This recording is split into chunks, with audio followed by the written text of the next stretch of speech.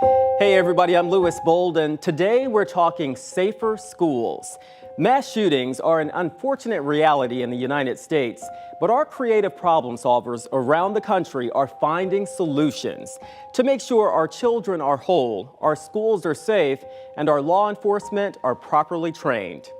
Outside of San Antonio, advanced law enforcement rapid response training, teaching officers how to take on active shooters. It simply slides in like that.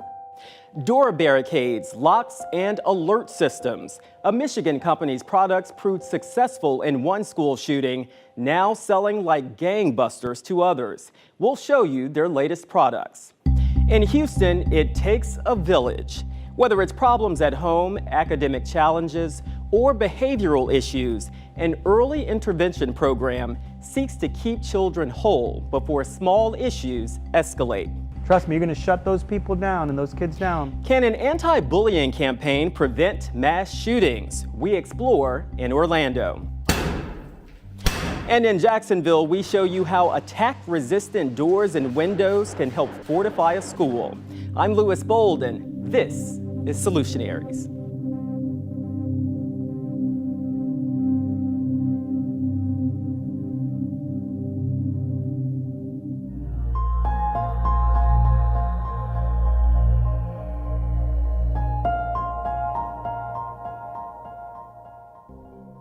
There are so many examples. Police say a shooter struck Sandy Hook Elementary School in Newtown Friday morning. Children and teachers targeted, killed in class. Evil visited this community today. The latest attack in Uvalde has administrators across the nation looking at school safety. We take every student who comes through those doors, and our job is to ensure when they're inside of our domain that they are safe. With 130,000 students in 196 schools, that's no easy effort for Duval County Public Schools in Jacksonville. This is one of many districts nationwide making a deal with a private security company called Armored One. The group has contracts with schools in almost every state. With such an important issue, we wanted to see what this company is all about. We flew to its headquarters in Syracuse, New York. It's where experts train, test, and transform to make schools safer. But before we can look at this, we need to examine the problems. Why did you start this company? It was the night of the Sandy Hook attack, December 14th, 2012, that we got our start. My wife was a city school teacher here in Syracuse, and between the two of us, we had 6 children. And I realized on that day, even as a SWAT operator, as a homicide detective, that I couldn't get to my kids quick enough. A veteran SWAT officer, Tom Chiz, knew he could do better. He teamed up with his friend Tino Amadei, an operations manager. We know it's not just one solution, right? One solution isn't going to make a difference. It's putting many different puzzle pieces together. The team studies mass shootings, visiting the scenes and putting together reports. They've found common themes. The shooters showed warning signs before the attacks. They've typically scoped out the campuses prior. They attack during school hours. They want an easy entrance, coming in through an open door or shooting through the glass. They also desire to see their victims, so they shoot at close range. At 12:03 p.m., there were as many as 19 police officers in the hallway. Those 19 officers stayed there for 48 minutes. They're met with little resistance and have several minutes, if not longer, inside the school before they're killed or captured. What are the physical problems with most schools in America right now? Most schools in America right now, I think the biggest issue is that it's easy to get into your school and it's easy to have an attack on a school because they're not prepared. There's a lot of schools out there that are just not prepared for something like this. And you know, during a time like this, we're not that far away from Robb Elementary being attacked, right? And so schools are thinking, okay, what do I do? What's the quickest way for me to make a difference right now? Just look at the numbers from the National Safety Security Protection Agency. They analyzed school shootings from 1970 to 2021. Data shows 545 people have been killed. More than 1,500 were injured in American school shootings during that time period. 2021 had the most school shootings on record, 139 in a single year. The goal is to deter a shooter from entering at all, but if they try, the next step is to slow them down and keep them out of crowded areas as police respond. Armored One preaches a three-prong approach: threat assessment, teacher and staff training, and technology to fortify a campus. We do know it includes assessments of campus to look for vulnerabilities. You're seeing this commonplace in a lot of workplaces around the United States, that you have these layers of security, that you're being vetted at different points before you just enter the building proper.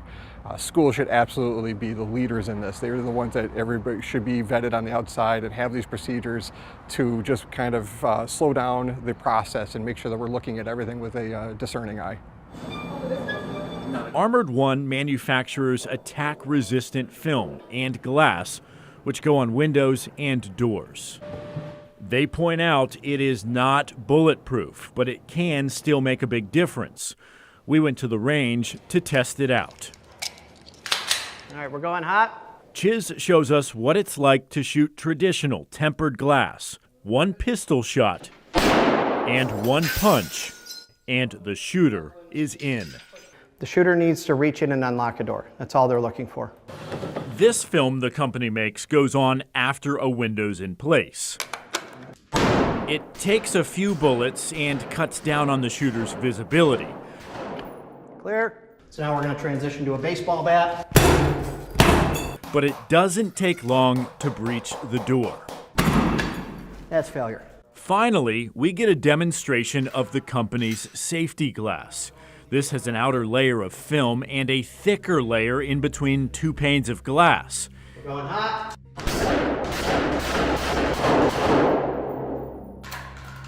Then he let me put it to the test.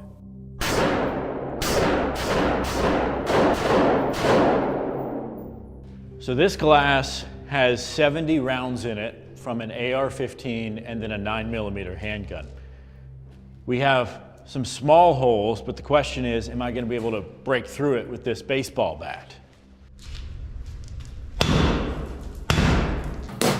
That takes another several minutes, giving students and staff the time to run, hide, and barricade. Plus, police have a chance to rush in. The team here even tests their products in attack-resistant doors using a battering ram with 250 pounds of pressure. 3, 2, 1. You may be wondering the cost. Armored One glass is about 15 to 20% more expensive than a typical window pane. It's a price the company says is well worth it. All of this costs money, though, and it's a big chunk in an already strained budget for many school districts. It's true. I mean, you got limited budgets, you got inflation happening, you got legislation making changes, taking things away from our schools, making it more difficult, but that doesn't change the fact that there's a problem in our society, and that we can't, just because we can't afford it doesn't mean we can't ignore it too at the same time. Couple this with an on-campus alert system and top-notch training, and Armored One claims schools will be significantly safer. I would say 80% of our buildings are not built for true security to protect. And I'm not talking, we don't want your place to look like a prison. We actually want the most gorgeous looking, relaxed atmosphere for these kids, but it's got to be done right. What has been your proudest moment since you started the company? Our proudest moment so far has been stopping an attack on a school. A teen attacker, high on drugs, came back to the school that expelled him. He had a weapon, but the protocols were in place, and he couldn't get through the single-entry door. Staff and students knew what to do. They were able to get out of hallways, into safe rooms to get people out of the building that needed to be out of the building, and were able to hold him at bay up near the front entry for about 8 minutes before police arrest him at gunpoint. And it's hard to say how many he could have killed or injured that day. And even saving one life is worth the effort.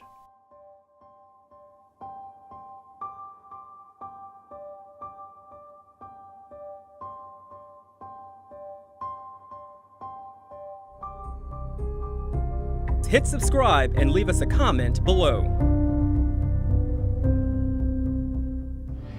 I need thee every hour, most gracious Lord. It's a story we've told too many times before. The young man accused of taking the lives of 19 fourth graders and 2 teachers in Uvalde, Texas, was bullied as a child. It's a common thread we see among school shooters over and over again. 70% is the statistics that I've read. Mary Crownover is a nationally certified and licensed school psychologist who worked for Central Florida's largest school district, Orange County, for nearly 2 decades. She believes in order to stop telling that same story, we need to switch up the strategy in schools and teach the youngest children about bullying instead of waiting until they are bullied or turn into bullies. It is my position and the position of school psychologists nationally. Like, there's an actual position statement from the National Association of School Psychologists that all students K through 12, the moment they step in our educational doors, that they receive education to prevent bullying. Can anybody tell me what bullying is? So in Osceola County, Florida, just down the road from the happiest place on earth, nothing can be done at school to reduce bullying. Is that fact or myth? The local sheriff, that's correct, is speaking straight to the smallest of students, elementary schoolers. So anytime you see someone that is being a victim of a bully, you go out, you talk to them, you tell them, hey, that's not right. It takes all of you here together to make sure that we help prevent bullying, okay? He says since the proof is there, since elementary school is where so many school shooters are first bullied. Only boys bully. Is that a fact or myth? All right. That's right, girls bully too, right? Yep. This is where he's bringing his bullying prevention message. All 30 of his elementary schools starting this school year. You know, when I first took office, a lot of parents were concerned with the bullying in schools and the increase in active shooters who a lot of times they'll say they were bullied and cyberbullied. Sheriff Marcos Lopez says the anti-bullying talk in middle and high schools comes too late. Roles are established. Both bullies and their victims have been formed. In fact, data from the Osceola County School District shows most incidents of bullying, harassment, and threats happened in their middle schools, 217 last year. Elementary schools were next, with 130 incidents, and high schools had the fewest, only 84 incidents last year. So maybe if we target them a little bit earlier and make sure that they're understanding at an earlier age before they get into that, understanding the relationship and understanding, the real reasoning behind what's wrong and what's right, what can get you in jail, what can't get you arrested. And I think it'll help prevent them and deter them from doing this once they get a little bit older. Next one is spreading rumors is a form of bullying. Is that a fact or myth? Fact. Lopez says this is the first time the sheriff's office has ever brought these life lessons into Osceola County elementary schools because it's time to try something new. Once you start going to that 7th, 8th, 9th, I mean, these kids nowadays, they know it all. And we rather make sure that we're really treating it at the root. And if we can, this is all I know right now, and it's just like an educated guess. It's not 100 proof, but it's a start. You really believe, Sheriff, as these kids grow up, that this could prevent mass shootings?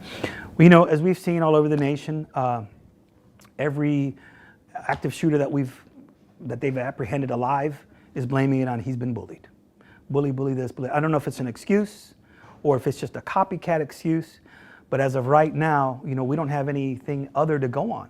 So I'm thinking if we can start addressing and raising the anti-bullying at a lower level and making these children, when they're smaller, 2nd, 3rd, 4th grade, realize this is wrong, you'll see a lot less of it. The bullying prevention program is really about building the child's resistance to bullying and victimization and harassment to even occur, whether you're the bully or the victim.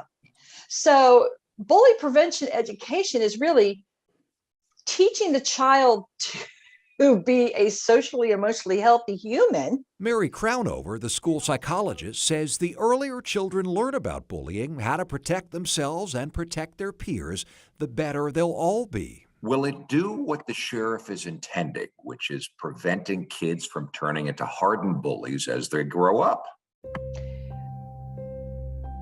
Yes, and it will also prevent more victims for the bullies to choose. But Crownover says one lunchroom lesson like this once a year isn't enough. It's not enough time, and it's not enough involvement. You cannot educate a child and expect him to survive in an environment 5 days a week for 7 hours a day that doesn't support his beliefs. So if he believes that bullying is wrong, and he is being taught that he's supposed to not stand by and watch someone be bullied, that he's supposed to intervene because it's not correct, but the environment that he's in is not supporting it, we have not made any change. Crownover wants to see the anti-bullying talk worked into the weekly curriculum at elementary schools to involve teachers and parents. Then the teachers are teaching it, right? So they're already in the classroom. And then if there's homework assigned, just like there's math homework and reading homework, then the parents are going to be involved. And perhaps in that homework, there is a component that the parents have to be involved, right? You like this so much that you'd like to see it expanded. You'd like to see it expanded to parents and teachers, give them bullying homework so the parents would have to get involved. Yes. Yes.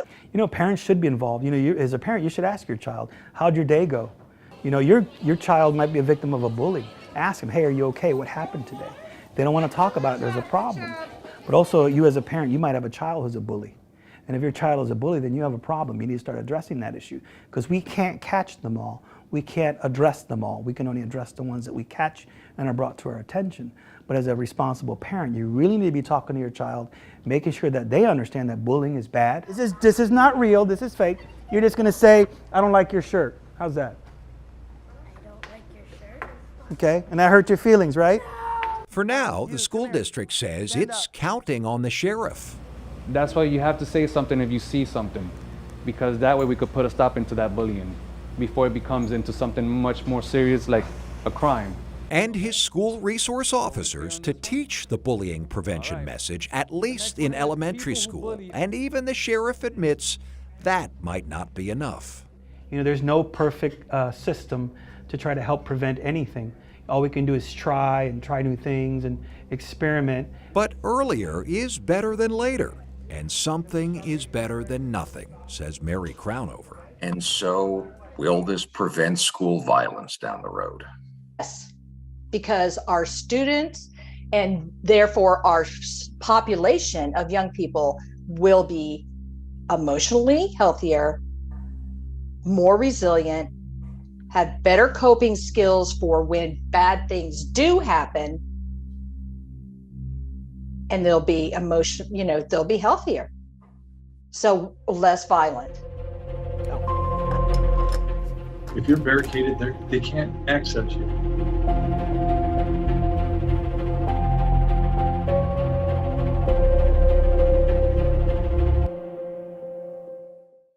Facts have never been more important than now. They can be the difference between life and death. Rely on the Trust Index, your first line of defense against disinformation. Just look for the seal. It's true means it passed the test, and we can back it up. Not true means it's fake. Don't trust it. And be careful means not entirely right or wrong, but it could be risky. In the battle against disinformation, no fact is off the table. If it seems suspicious, send it to us and we'll get answers. Look for the Trust Index on the stations and websites of Graham Media Group.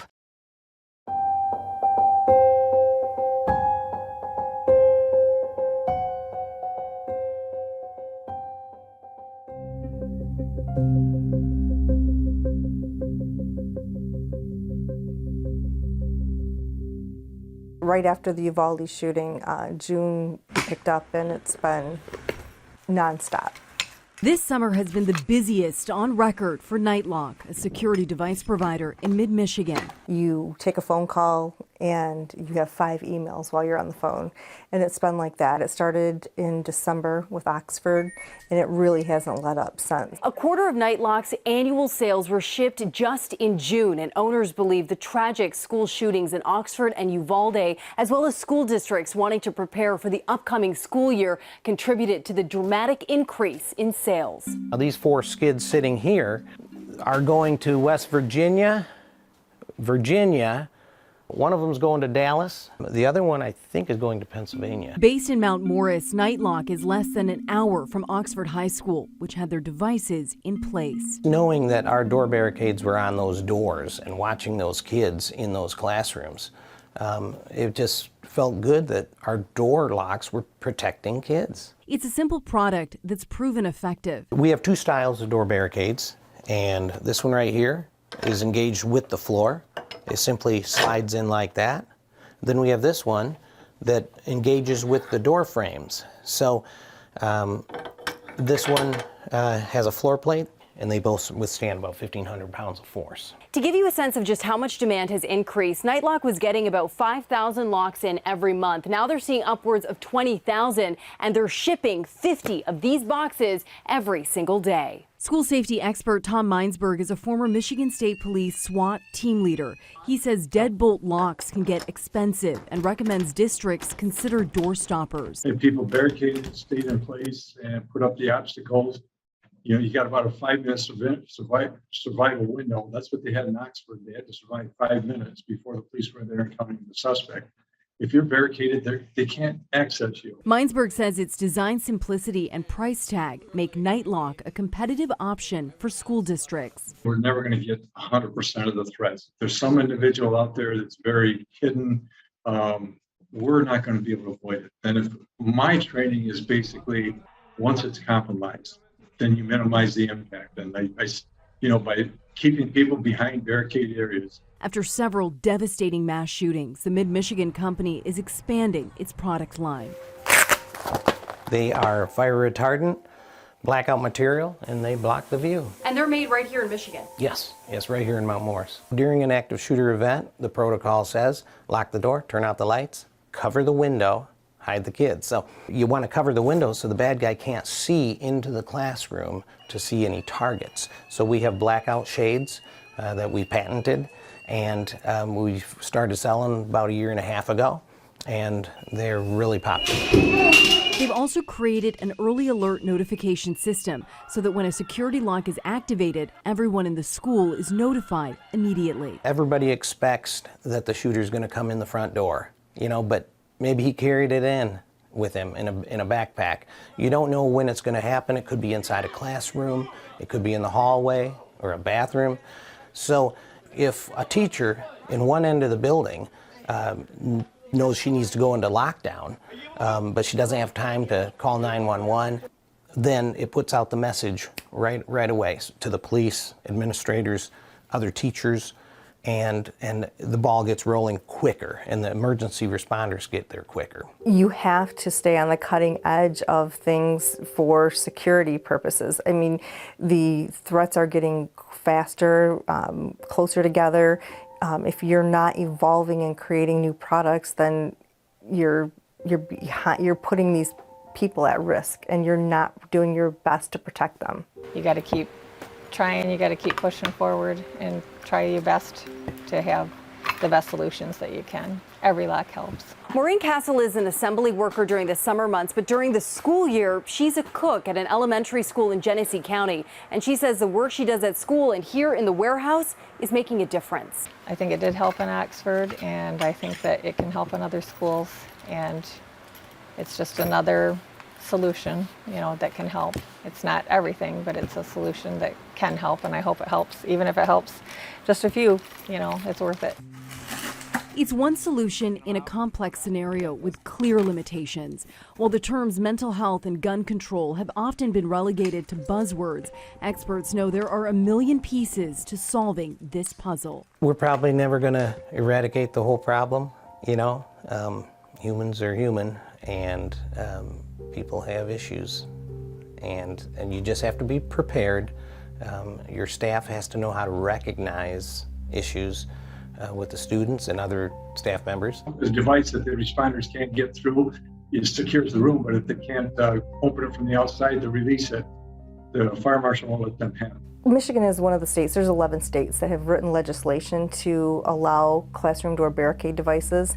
There's some antiquated codes that were written in the 70s, and so when the codes are not updated to the new standards that have been written in to allow for classroom door barricade devices, states will get pushback from their fire marshals. And one of the biggest things was, so we have 11 states that allow their students to be secured, sheltered in place. But what about all these other 39 states? Like, how do we get it so that we tell the story so that everyone can be secured? And it doesn't have to be our product, it could be any product. It's just, how do we secure these classrooms and make these kids safe when these things happen? I wish we had products that covered the whole school, maybe the front door, cameras, window, glass, protection. I'm thankful they were in Oxford. I wish there could have been something more for Uvalde and all the other schools, but it's just, it's not a simple solution.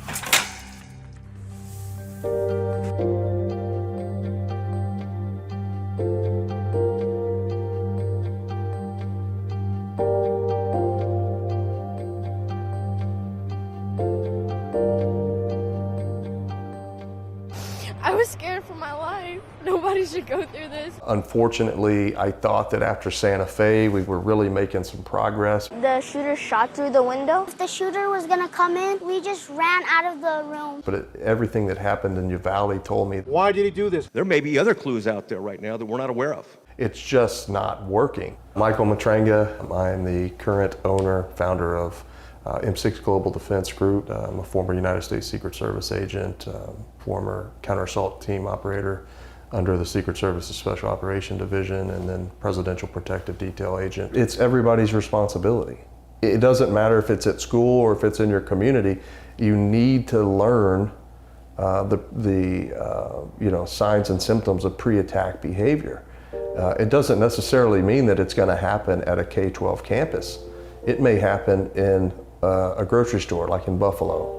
It may happen in your church, like at Sutherland Springs. Or it can be an 18-year-old kid that goes to the elementary school. That's right, that's right. You know, many times after every one of these shootings, it's always said, well, yeah, I knew that that kid had some issues, and there's no one that has reported that behavior, just like in Uvalde with Ramos. You know, it's now coming out that he had, substantial issues.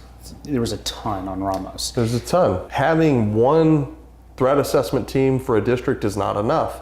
Having a campus threat assessment team on every campus is not enough.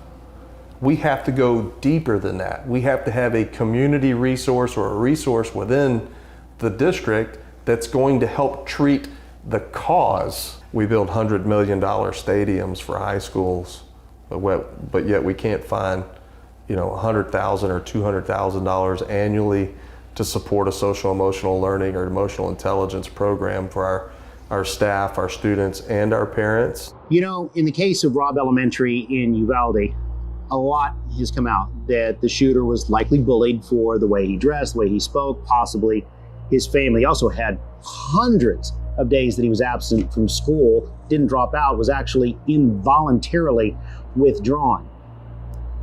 Nothing will ever excuse his actions, but what is not so clear is whether anybody at any point tried to intervene in that kid's life.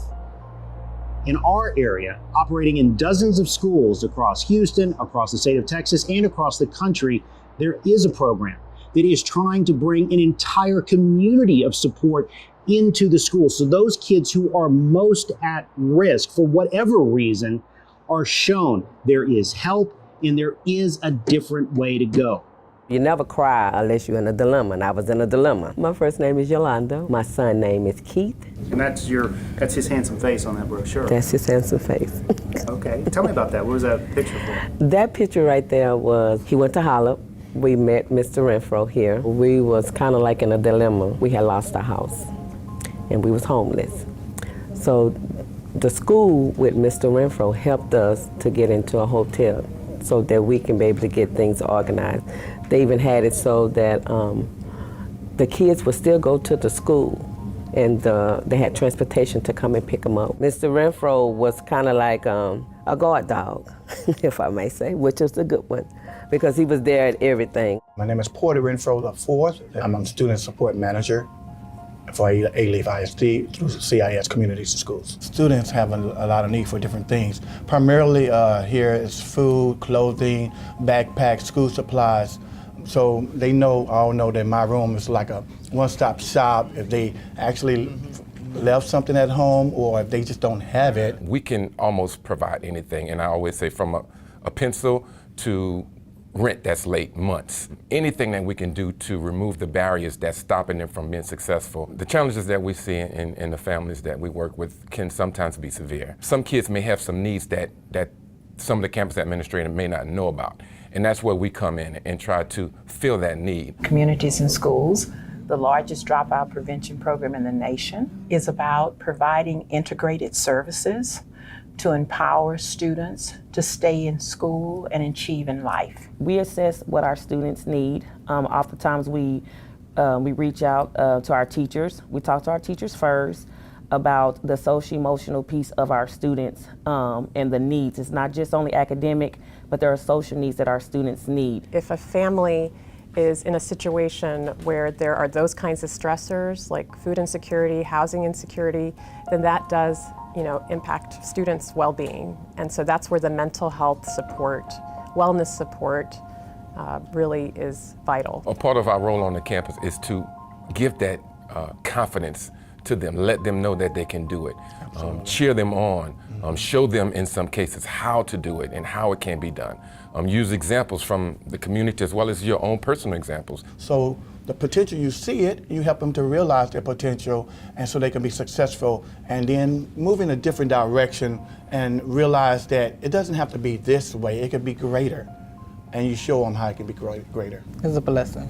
It helped me because it takes a village to help raise kids. When he started community in school, I seen a big change. They stuck by him and motivated him like another father figure. I mean, he's very independent and he never was one that just hang out on the streets. He was always about his business and taking care of himself. So I have a catering business. I started in 2020. I specialize in soul food and Cajun food. You really, your face changes when you talk about your business. You right. really light up. How important is that to you? Very important, very important. I take pride into my work, take my time. I make sure that all my customers are satisfied, and yeah, they love it.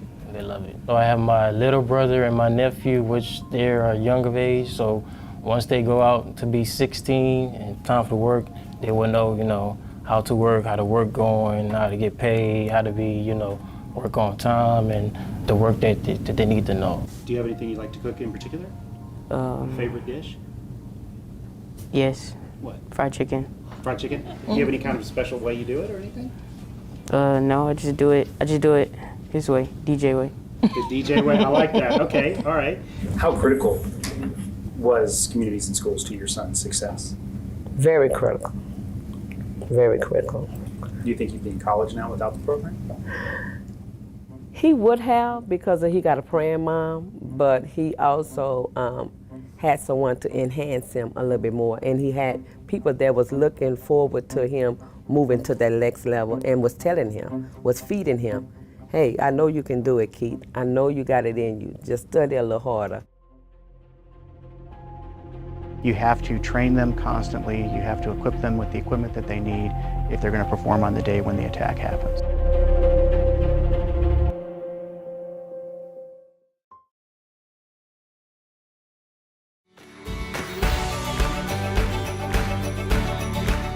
Sit back and enjoy the next half hour. Yeah, that's right, because we have nothing but good news to bring to you, the kind of news that you'll want to share.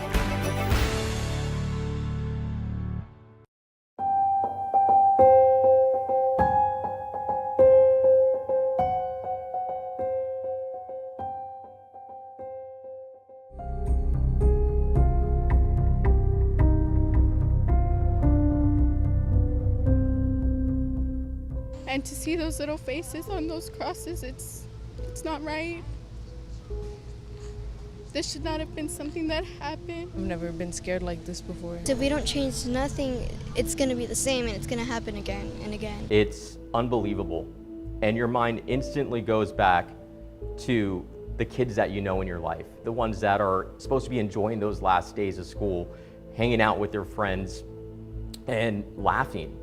And to know that they spent those last few moments of their life in terror, it's emotionally scarring. So many parents are just trying to come to terms with the news that they're hearing today. People really all over the country who have come here to pay their respects to the 21 victims of the Robb Elementary shooting. These are not just headlines, these are people's lives. These are lives that were lost that day.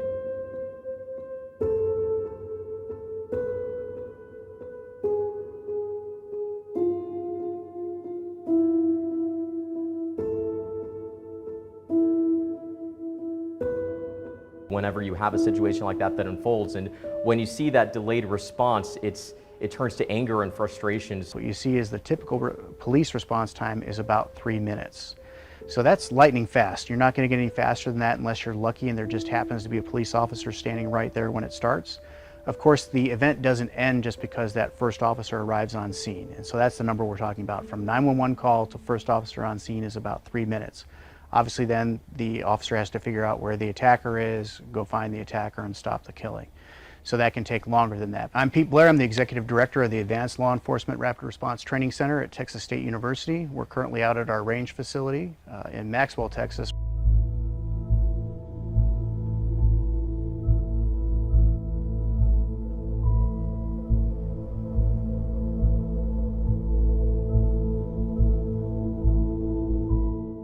We actually have a staff of researchers who are involved in looking at not only the events to find out what the patterns and trends are in the events, but also at specific techniques and tactics and how those work and comparing which ones work better than the others. And then we publish that in peer-reviewed journals.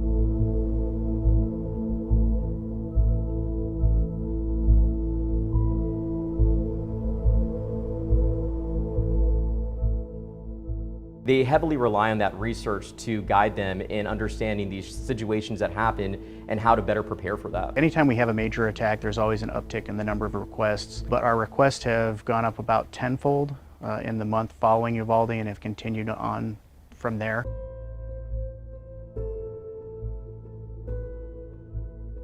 Each kit is designed to allow the location that receives the kit to teach the entire course. So it's got all the equipment you need to teach our particular courses. We can either send our instructors out to the location and they teach the course themselves, or we also have a train the trainer program that's designed to have that agency develop their own trainers that can then provide that training.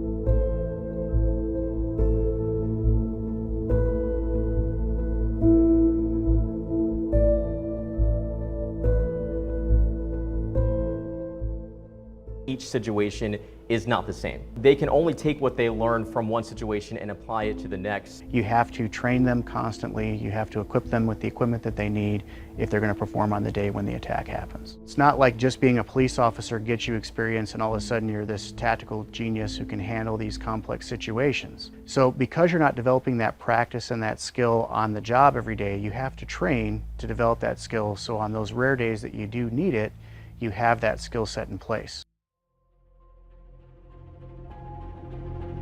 We actually do something. When you see something, you hear something, and then you say something, then we're going to do something.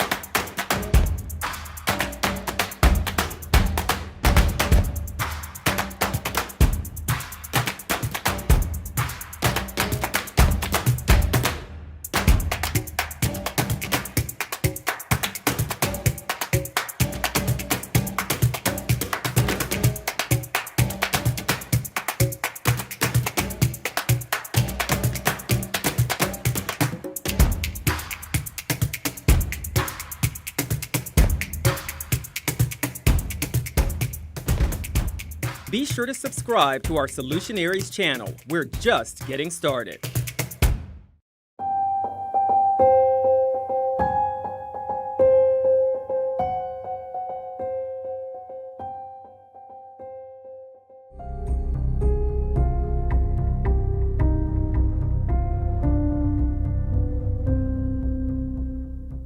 Because anytime a tragedy happens like Uvalde, Texas, everybody wants to do something, and gadgets are not going to help us. There's been several things that we think that could have potentially taken a path of violence, but maybe we derailed that before it got there.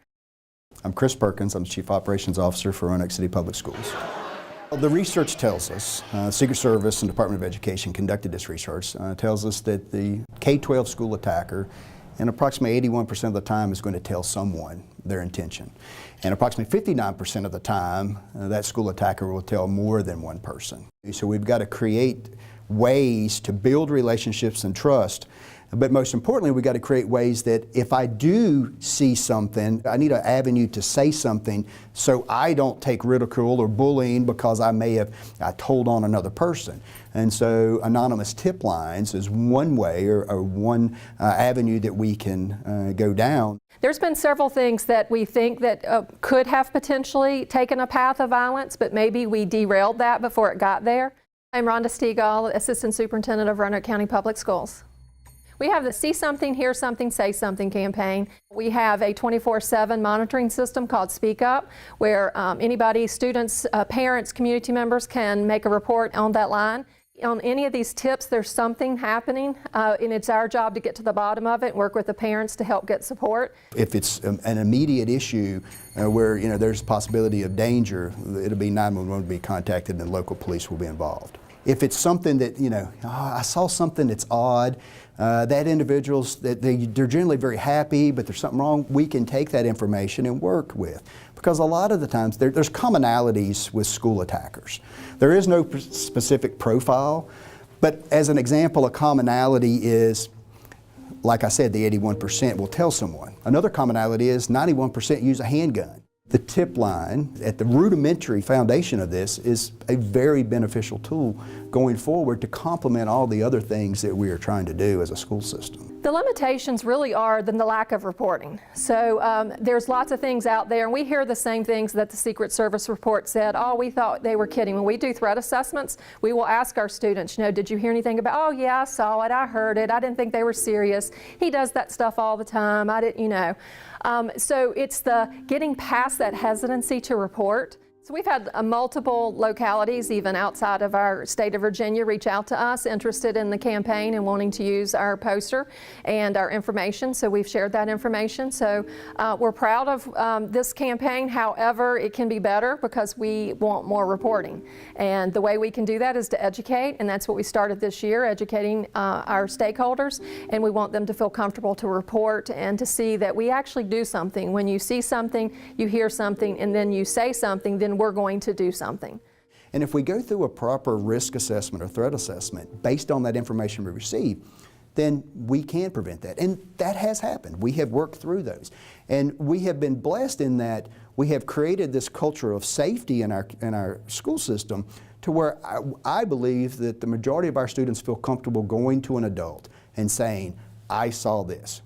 We've benefited from that. We have stopped things, people from hurting themselves, people from hurting others, because this information came through.